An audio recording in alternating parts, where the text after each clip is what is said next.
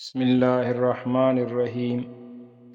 رزق میں برکت کا 12واں عمل اور وظیفہ والدین کی خدمت کرنا۔ نبی اکرم صلی اللہ تعالی علیہ وسلم نے ایک مرتبہ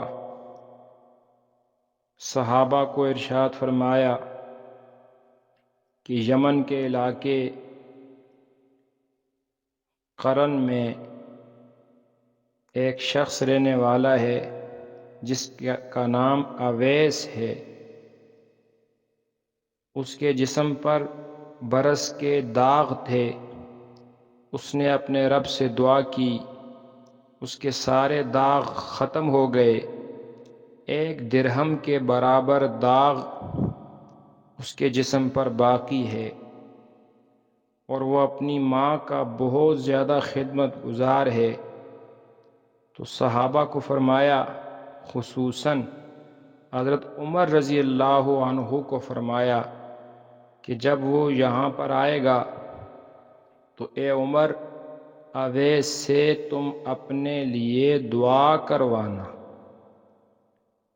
اور روایت میں یہ بھی آتا ہے کہ تابعین میں سے سب سے افضل تابعی اویس کرنی تھے۔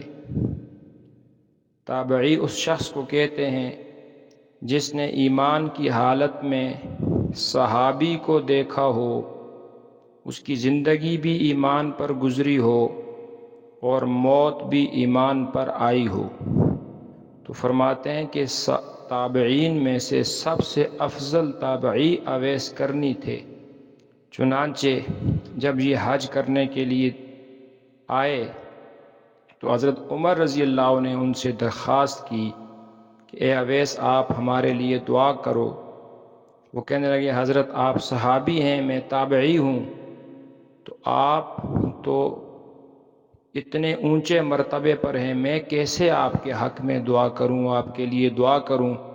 فرمایا کہ اللہ کے نبی نے فرمایا تھا کہ اویس سے اپنے لیے دعا کروانا، اور ان کو یہ جو مقام ملا ہے، فرماتے ہیں یہ ماں کی خدمت کی وجہ سے ہے کہ نبی علیہ الصلوۃ والسلام کی زندگی میں یہ موجود تھے، لیکن ماں کی خدمت میں مشغولی کی وجہ سے ماں کو چھوڑ کر نہیں آئے۔